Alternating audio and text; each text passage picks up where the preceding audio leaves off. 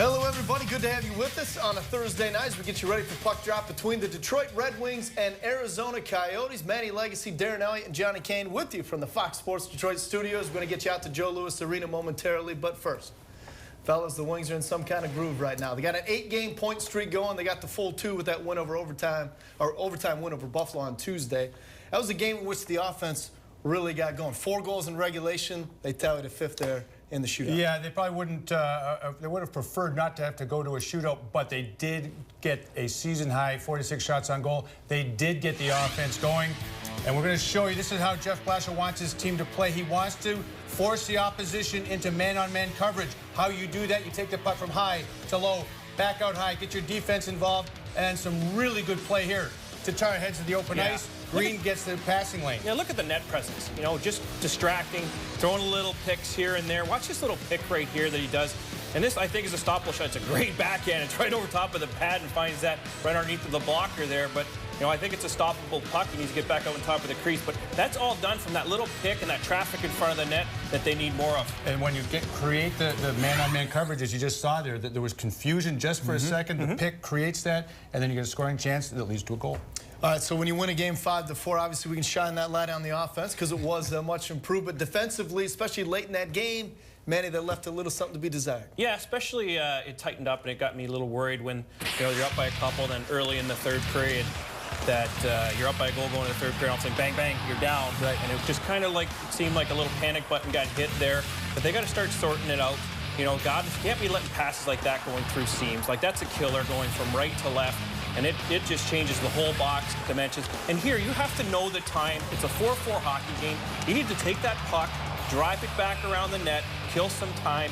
You know, you're just playing for the point and defensive coverage. Yeah, in that situation, you almost lost in regulation if Eichel hits the net with that ripper based on that turnover. And you're giving it to the wrong guy. Yes, absolutely. Absolutely. All right, well, let's look at the numbers. Particularly, you look at the 3rd period and overtime scoring through the first 4 games of this 6-game homestand.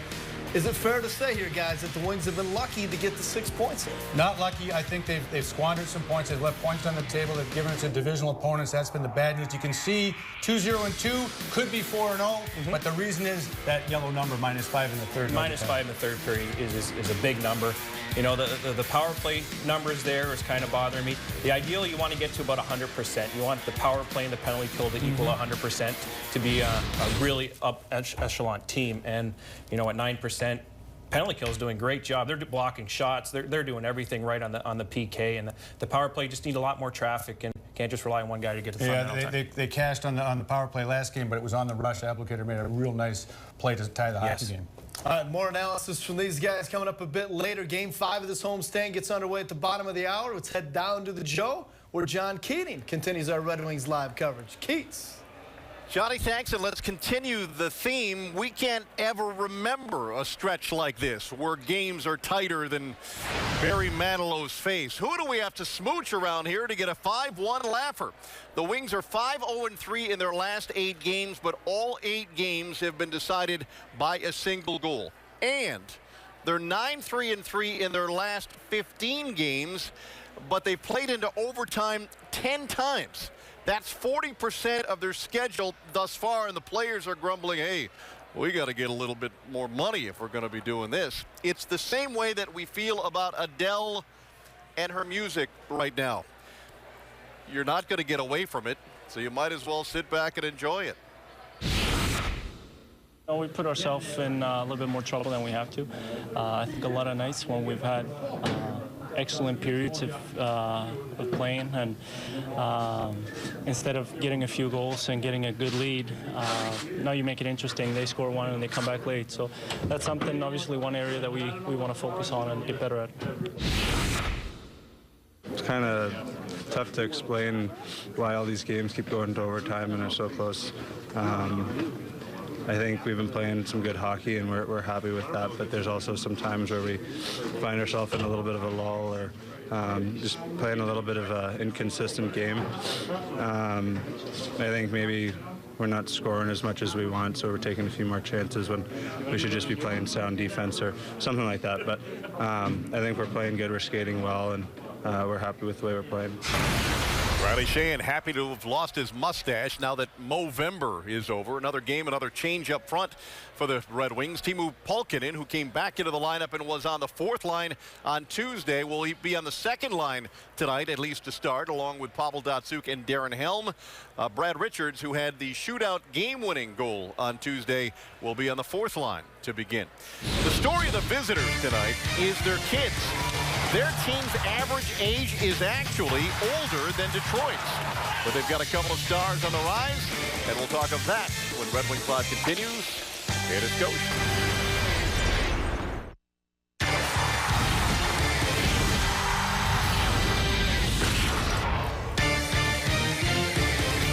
Red Wings Live on Fox Sports Detroit is brought to you by your local Toyota dealers. Visit buyattoyota.com. Toyota, let's go places. And by Priority Health, Michigan's healthier approach to healthcare. Welcome to the NHL, Max Domi. When the Yotes went to Toronto for their only visit of the year, they let Domi, the kid from Toronto, lead them out. But then they left him there. No one came out behind him, and there was Domi making about 5 or 6 laps, a hockey eternity by himself. But he lapped last, scoring a goal for his new team against the team for whom his dad, Ty Domi, played for so long when Max was just a kid. It is said that having a child is like getting a tattoo on your face. You better be committed. That's true of playing kids in the NHL as well. And the hockey team in Arizona, well, they're all kinds of committed. Trevor Thompson now joins us with more on the Kid Coyotes. T. Well, Keith, it's a little early in the season to pull this one out, but if the season were to end today, the Arizona Coyotes would be in the playoffs, and that would be due in large part to the play of their rookies. Arizona's rookies have combined for more points, 44, than any other team in the NHL, and 2 of those rookies, Max Domi and Anthony Duclair, have combined for 35 of those 44 points. They're best friends off the ice, and they're really having a big impact on this Arizona team on it. He's a great player, and he's got so much skill, so much talent, and he deserves every recognition he gets. And he's such a great player to play with, and really easy too. But coming here, you guys had a relationship prior to that. How much did that help as far as going through all this together? Yeah, I mean, we've been friends for a couple of years now, and obviously our friendship grew in the World Juniors last year. And coming in here this year, getting our first NHL taste together is pretty fun. It's been pretty special, obviously. I mean, to be a part of the NHL is great in itself, but to share it with one of your best buddies makes it even more fun. So he's doing great, and it's fun to see. And the team's doing pretty good too. So we just got to keep getting better every day and have fun. How much easier does it make it making that transition with a buddy of yours and going through the same thing at the same time? Basically? Oh, for sure. I mean, it's not easy at all to come in a league at a young age. So yeah, you definitely, compare stuff, and then you talk a lot after practice, and you push each other every day to get better. So we're doing a pretty good job of that so far. Just got to keep going. John, Max Domi leads all rookies in scoring so far in Utah. His dad, Ty, celebrate that goal that he scored at the Air Canada Center in Toronto. While his dad, Ty, will be here in the building tonight. Max would certainly love to duplicate that feat and score a goal in front of his pops here at the Joe. We'll see if it happens. He'll be geeked up for this one, no doubt about it. Back up to you for now. And Trev will visit with Justin Advocator just before game time here on Red Wings Live. So from the youngest of the Yotes to the biggest of them, and big doesn't begin to describe the story concerning their enforcer, John Scott, in the desert. You've probably heard that the NHL is going to this very odd all-star game format of 3-on-3. It's a showcase for the truly skilled. But even Jaromir Jagr, the Panthers' leading scorer, said, "Don't vote me into the all-star game. 3-on-3 would kill me, and I don't want to die yet." Now, Big John Scott has a role in this game, but he's not an all-star. And yet, some people are out there trying to make a point. There is a movement afoot to vote the enforcer John Scott into the All-Star game, where he'd really have no business playing, and yet we watched the voting totals just keep climbing all day yesterday. He's now leading all players in the voting, ahead of Ovechkin and Kane and Crosby, which is absolutely impossible to fathom, right? I've talked to the team all year, actually, and they've held me out of a lot of games just to kind of keep me fresh for the All-Star game. So we've been kind of preparing for this, I think, since the off season. So it's going well. We're right on schedule. God bless John Scott, who's at least having some fun with it. Scott won't play against the Wings tonight. He only plays against teams that are a little more muscly than are the Red Wings. He's played in 280 NHL games, and he has a total of 5 NHL goals. So he is not a candidate for a hat trick tonight, but if one of the Red Wings manages that, you can bring a copy of the scoring summary to any Arby's tomorrow for a free small order of curly fries. We're talking about Domi and DeClaire, the Coyotes youth movement. You know all about Dylan Larkin. A little perspective on this crop of kids league-wide from the guys in the studio next.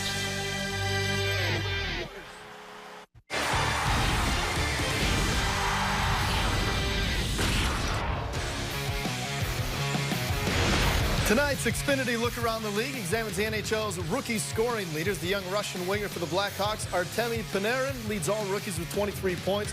He's a favorite to win the Calder Trophy. But you look at the other names on that list, we'll see 3 of these faces firsthand tonight. Arizona's Max Domi, who has 21 points, Dylan Larkin, who has 18, and the Coyotes' Anthony Duclair, who has 14. And guys, I mentioned Panarin may be the early favorite for Rookie of the Year, but still wide open. You throw in the Jack Eichels and Connor McDavids. This class is loaded. I ask you, Manny, what's impressed you most about this group? Their talent level is just scary. It's off the charts. You know one thing that's going to bother me, though? Whoever wins the Rookie of the Year, it's just going to be overshadowed because Connor McDavid was hurt, and everyone's going to say you won because Connor McDavid was hurt, and you know you wouldn't have had a chance if you played, especially Canada for sure. But that's what's going to bother me, and it's going to take away because there's 8 guys that could win this Rookie of the Year, and it's going to take away from their great performance this year. And no, not listed there, the youngster who's forced into the starting role in Montreal, Michael Condon, the goaltender. Then you take a look at what Manny's talking about, the skill, but their impact on their teams. That's what's really, really impressed me with this rookie class in the early going. They've come in and they just haven't performed. They've been elite players for their teams. Can they keep it up? I don't know. Like a guy like Panarin, people are going to say, well, yeah, you played with Patrick Kane. That's why you have those numbers. But you have to be able to have the skill to be able to play with an elite player like that. Yes, absolutely. You see a guy like Larkin, obviously on the top line there for Detroit. All right, let's go back a little bit here. We want to try to measure this class against a pretty good one, the 05-06, right? Put that class into perspective with this one. Well, this is prolific, obviously. When Alex Ovechkin and Sidney Crosby come in the league, that overshadows even McDavid and Jack Eichel. But remember, this class is doubled up because it came after the season-long lockout. So you're looking at really 2 draft classes entering the league at once. That's why it's so prolific. Look at those names. Oh. This is great. You know why this class? You know why this class right here is better than the class we have this year? Because there's 3 goalies on this list, right there at the bottom. And they're not bad either. Fleury, Lundqvist, and Miller. Good all-stars every single year. Yeah, look at the list. That's crazy. Those are top guys on every team right now. You know, I'm just glad I was getting longer in my career when those guys are just coming in and haven't reached their peak yet. So a lot of those guys that were able to play in the American Hockey League, Getzlaf, Perry, those guys because of the lockout. So it was a great class, great for the NHL, but that's why the infusions seem to be doubled up there because guess what? It really was. And just like we talked, like Hall had that opportunity, and those guys in Edmonton had that opportunity too, and get a taste of how to become a pro and get that long travel, long season. So it was really an advantage.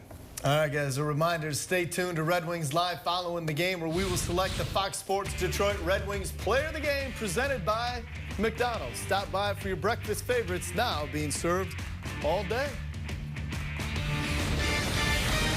'Tis the season. The Red Wings are spending part of the holiday season in hospitals and doing other charitable things. One in particular has created a contest. We'll explain what that's all about right after this.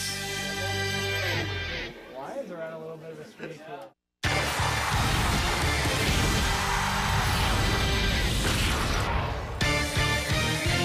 Mike Smith could have said uncle, y'all, in Nashville as he faced 41 shots in a 5-2 loss, while his team managed just 15. Smith is in the 3rd year of a 6-year deal worth $34 million. He and Chris Osgood share this in common: goalies who have scored a goal. Smith did it against Detroit with a 1/10 of a second to go into an empty net in October of 2013. Jimmy Howard will make his 12th shot of the year tonight because I know you're keeping track. Peter Mrazek has had 14 of them. Howard's goals against average is 2.2 at home, 2.85 on the road. He's 8-3-3 all time against the Yotes. And he will be helped by Santa's elves tonight. Look at the helmet that Howie will be wearing in the game, a most dramatic Christmas theme to it. including a gingerbread man on the side of it. Mrazek will have a holiday helmet also. They'll each be auctioned off for charity around the first of the year. What he's most proud of his team's 24 consecutive playoff seasons, but right even with it, Ken Holland places a competition that happens this time of year. When he and the Red Wings head coach, it's been Mike Babcock, it's now Jeff Blashill, will head out to be celebrity bell ringers for Salvation Army to raise money for the less fortunate. The players will be out and about in pairs as well, but it always seems that the coach and the GM raise the most money. And as it is with everything these guys do, it's competitive. I talked to Ken about it yesterday. We're not fully prepared for it, so we've got lots of work to do here to make sure we're in the right spot. So we'll get together and make sure we have a good strategy. There are analytics involved, apparently, in this, right? I think there's analytics in everything these days, isn't there? I mean, there's got to be some surface statistics someone's going to throw at me. Holland and Blashill will be celebrity bell ringers at a grocery store in downtown Plymouth tomorrow afternoon from 4 to 6. Stop and say hi and put some money into their pots. So from pots to tots, the annual Toys for Tots Christmas drive is on tonight and Saturday. Fans are encouraged to bring new unwrapped toys to the Joe, and our friends with the Marines will make sure they get to kids in need throughout Metro Detroit. Prior to Tuesday, he'd had exactly 1 goal since he made his initial splash to start the season. Tuesday, well, Tuesday helped. Justin Applicator with us on the ice when we continue in a moment.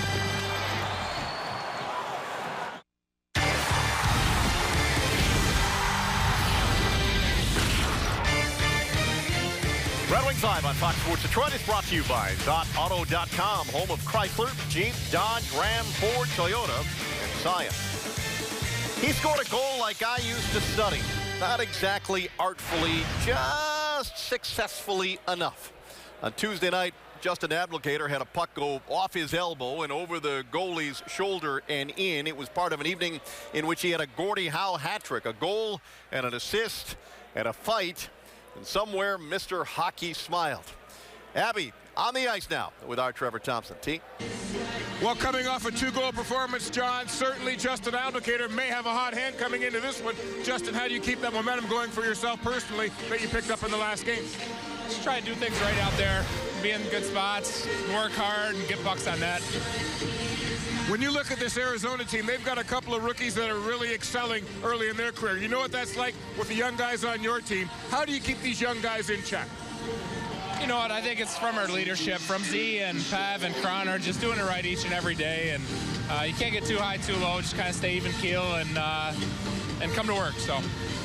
Tonight is Nicholas Cromwell's 700th career game. Can you tell me what he's meant inside that locker room since you've been a part of the Red Wings organization? He's been great. Great for myself. I think great for the D-Corps especially.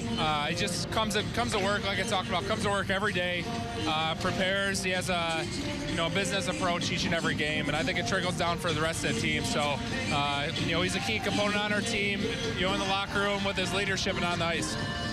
He's been physical lately. You've been physical lately. How much physicality will be involved in tonight's game? They're a team that really likes to skate and get up and down the ice, so we got to be above them, finish our checks, and make sure we're harder on the nets. Good luck tonight. Thanks for this, Jeff. Thanks, Trev. Here goes Justin Applicator. He and the Red Wings looking to put back-to-back home wins together here against the Coyotes tonight. John, back up to you. Trev, thanks. Maybe it's just me, but I think Abby's helmet is a bit too tight. The last Red Wing that had 2 goals and a fighting major in the same game, it was not quite 16 years ago when Brendan Shanahan did it. Shanny's a guy who can be recalled easily by the likes of Matty Legacy and Darren Elliott. And we send it back to the boys along with Johnny Kane. Johnny? All right, I was thinking the same thing. I said that helmet really made an impression on Justin Applicator. All right, great opportunity before him tonight with the Red Wings and the Coyotes. Real chance here. You're 2-0-2 on the homestand. You have 2 games left. This is a swing game. You win this one, you set yourself up for a potentially great homestand. Yeah, especially against this. This is the surprise team of the NHL, these Coyotes. And there's Max Domi right there leading the team as a rookie. The longtime NHL, Ty Domi's son. Plays a totally different game than the heavyweight from back in the day, but he's the boy to watch out for tonight. And here you got Dylan Larkin leads the team in goals, shots on goal, as well as plus minus. He has been their most dynamic player consistently all season long. All right, those are the one-timers for tonight. We're just about ready for the puck drop. Ken Daniels and Mickey Redden will have the call of this one. Of course, Manny, Darren, and I will be back here for intermissions and a post-game edition of Red Wings Live. So we encourage you to keep it tuned right here to Fox Sports Detroit. Enjoy the game, everybody.